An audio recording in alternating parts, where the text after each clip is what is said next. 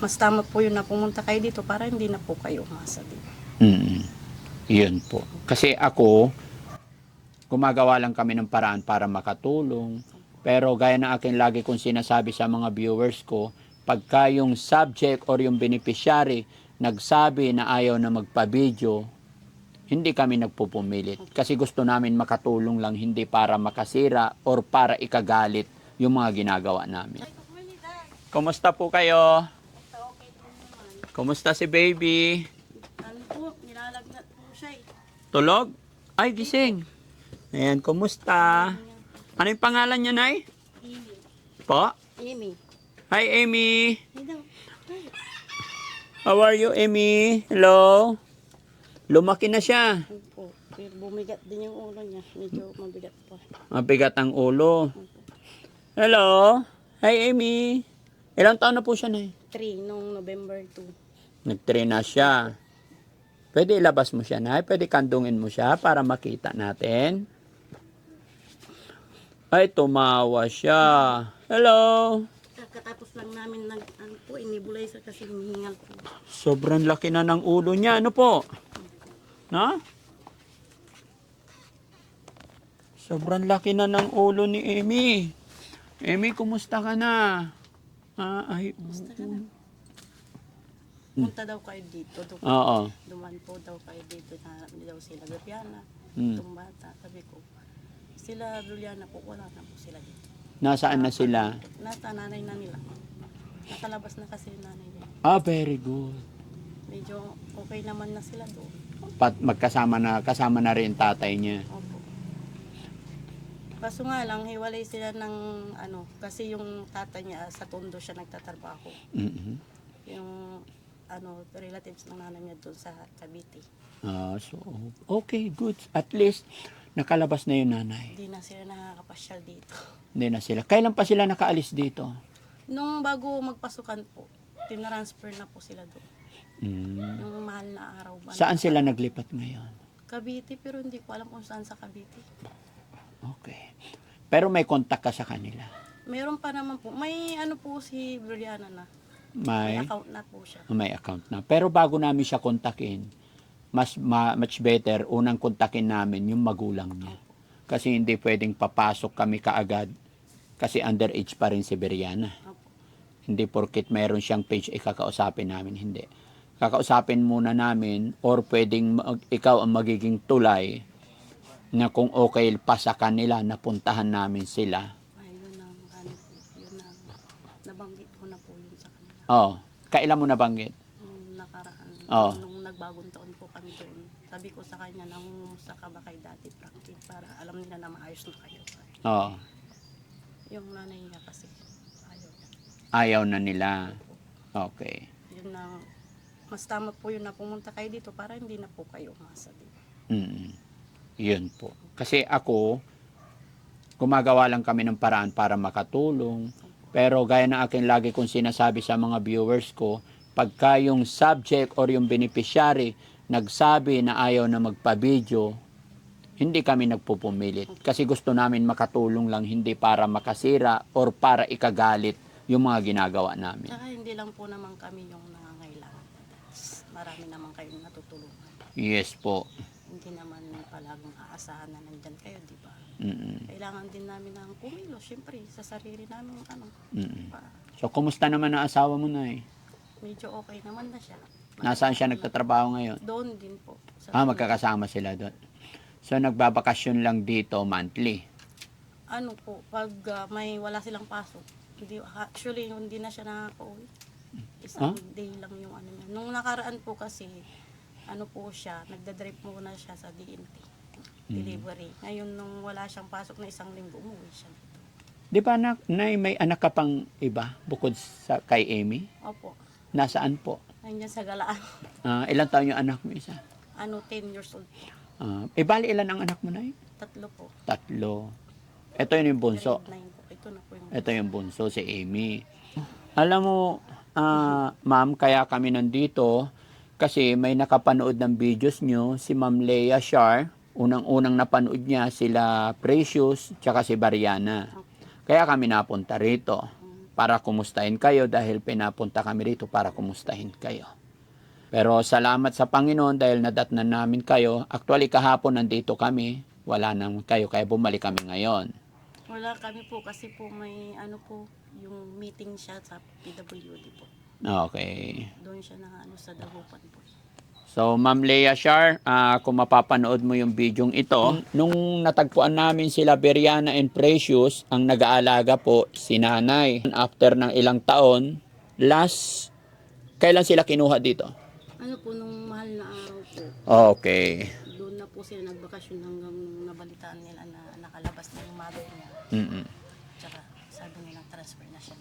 Nag-transfer na. So, wala na po dito si Beriana at saka si Precious at ang nandito na lang sila Nanay, no? Opo. So, okay lang. At least sa inyo mismo nang galing na ayaw na magpa-video. Ayaw na ipa-video nung nanay. Yung dalawang bata. Pero tanungin mo pa rin ulit para kung sakasakali, ano? Kontakin ko pa yun. Pero sa ngayon, sasabihin ko doon sa nagpapunta sa amin dito. Kumusta naman ang buhay-buhay ni Amy? Ito, ano, diretso mo siyang ano, nagkakasakit tsaka madalas siyang kabahin. Pero wala nang operasyon na magaganap. Tapos Wala na. naman na daw, kaso nga lang, hintayin kung makakalakad pa ko. Panalangin na lang. Opo. Kasi talagang mabigat, no? Mabigat ba yung ulo niya? Habang, habang ano, tumatagal, siyempre malaki siya, medyo hindi ko na rin masyadong mabuhat. Minsan nasa idaan na siya. Paano ang buhay mo, ma'am? Talagang as in, nandito ka lang sa bahay. Opo, nakatuka. Kung nandito yung panganay ko, doon ako makakapalingki. Mm. Siyempre, ano ang pasok niya, half day lang. Mm-mm. Pag nandito na siya, doon ako magbibigay ng pagkain namin. Napakahirap. Magbabantay, paglalawa, nandiyan sa stroller. Patigil-tigil kasi hindi naman pwede din naka-stop ka siya na yung likod niya. Mauubo siya, tapos baka malumunya. Ayaw ko na pong mangyari ulit nung nalumunya siya, muntik na siya mamatay. Ay, ganon. Nung nakaraan Merkulis kasi, kinabahan ako, sabi niya wag yung iano yung kaba para magawa niya yung dapat Opo, isolusyon. wag mauuna yung takot at kaba. Kasi pag ninenervyos tayo, matataranta tayo, hindi na natin magawa yung dapat gawin natin, no? Buti na lang may ano pa akong stock na mga nebulizer. Mm-mm. Yung gamot. Kung wala, nagpatigas na kasi siya eh. Mm. Kaya sabi ko dun sa anak ko, huwag mo akong nervyusin, sabi niya kasi itakbo na namin sa ospital. Sabi, tawag na lang ako ng ano, rescue sa barangay, sabi niya. Mm. Sabi ko, i-massage mo lang yung mga kamay tsaka paa niya. Opo. Huwag kayong ninervyusin, huwag tarantahin, no? Saka ano lang, manalangin lang sabi ko sa kanya. Awa ng Diyos din, tumigil din yung ano niya.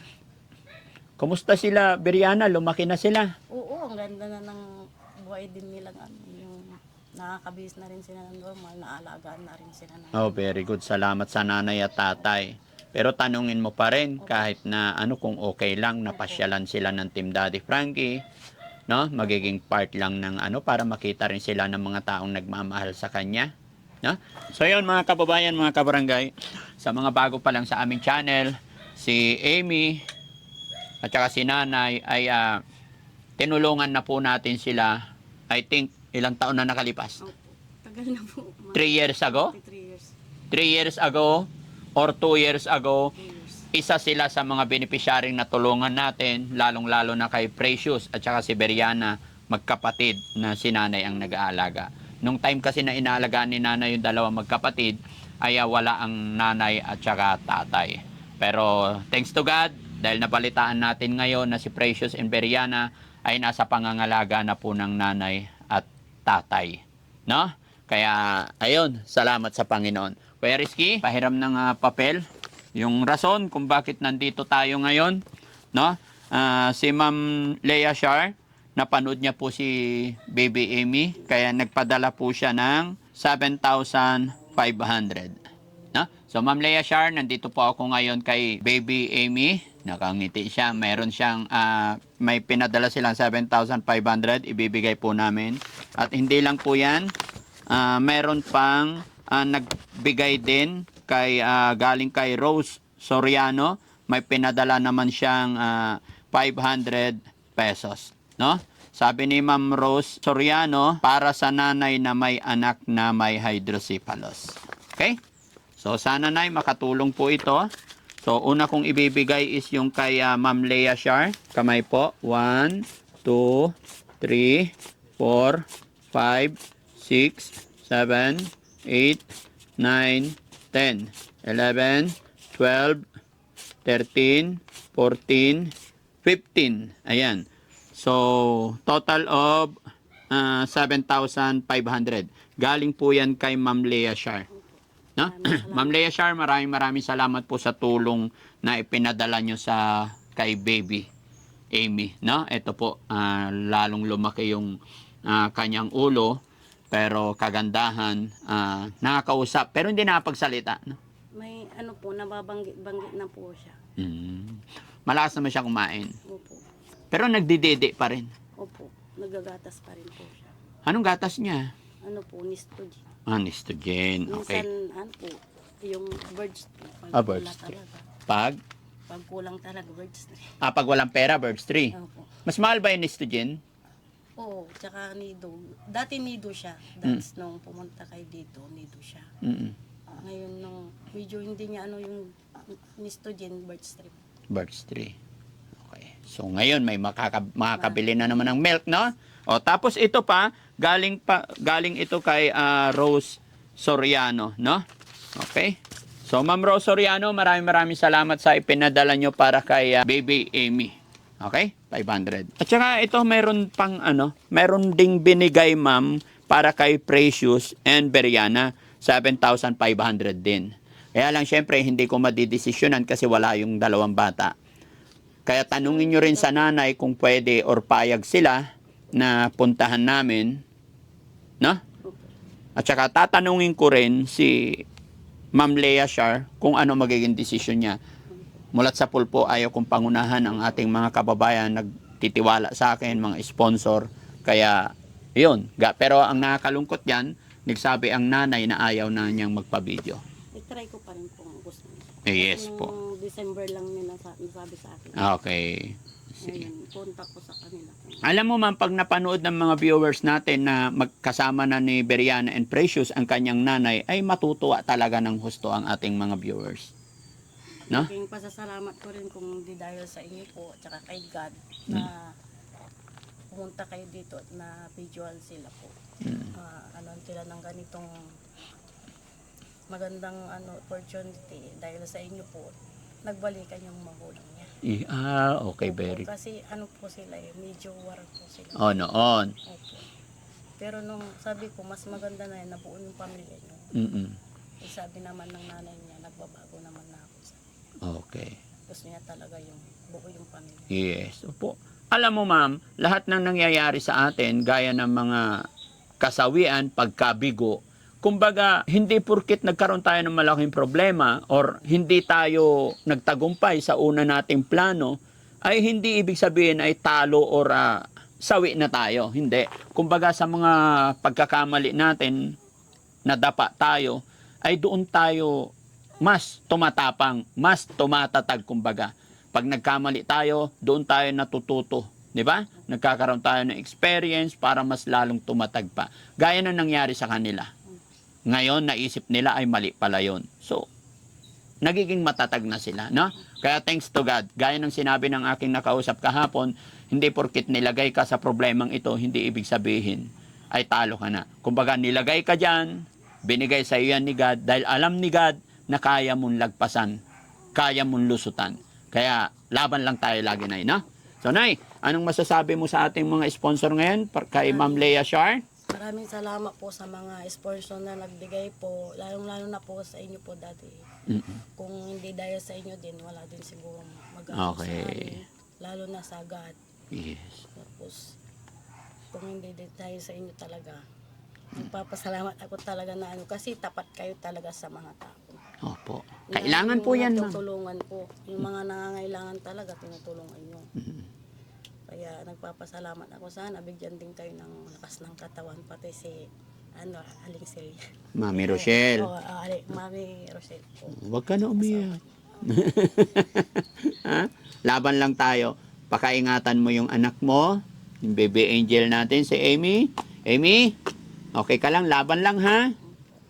Ganon talaga ang buhay. Bawat isa sa atin may kanya-kanyang kapalaran. Bawat isa sa atin may guhit ng palad, no? Pero si God lang po ang nakakaalam ng lahat. Lumuluha rin si Amy. Na? Ba't lumuluha yung mata niya? Po siya, nakakaintindi po siya minsan po. Pag sinabi mo rin na hindi mo na siya mahal, iyak na yan. Ay, iiyak siya. Nakakaintindi na siya. Nakakaintindi siya. Love mo ba si Mama, Amy? Ha? Mama. Siyempre. No? Ang ganda pa naman ni Amy. Kay Ma'am Rose. Maraming salamat din sa kay Ma'am Rose dahil binigyan niyo po kami ng blessing. Sa kila Berliana din, ako na rin magpapasalamat habang wala pa sila. Kasi kung hindi nangyari yung ganitong opportunity kay Daddy, hindi siguro sila mabubuo pa. Napaano na rin sila sa ibang ano. Okay. So, pagkaalis namin dito, kontakin mo na lang, ipaliwanag mo. Pwede namin silang pasyalan kahit saan. Kasi balita ko po, itong weekends, itong bakasyon po, doon sila sa Tondo Balot. Mm. Balot Tondo. Mm. Doon sila sa kapatid nila. Okay. Sige, na? So, ayun mga kababayan, mga kabarangay, muli po ako ay magpapasalamat sa inyong lahat sa walang sawa ninyong suporta. Ayan, at syempre, lalong-lalo na sa ating sponsor sa araw na to, kay Ma'am Leah Shar, maraming salamat po sa tulong pinansyal ipinagkaloob ninyo sa batang ito. Ganon din kay Ma'am Rose Soriano. Maraming salamat po. Bless pa kayo ni Lord. Sana hindi kayo magsawa tumulong sa ating mga kababayan. Napalaking kalangalan para kay Daddy Frankie na kahit hindi nyo ko kilalang lubos ay pinagkakatiwala ninyo sa akin yung mga perang pinaghirapan ninyo para iabot sa mga taong nakikita at napapanood ninyo na nasa aming channel. Muli po, Daddy Frankie po ay nagpapasalamat ng lubos sa inyong lahat. Maraming salamat po. Bye-bye po and God bless.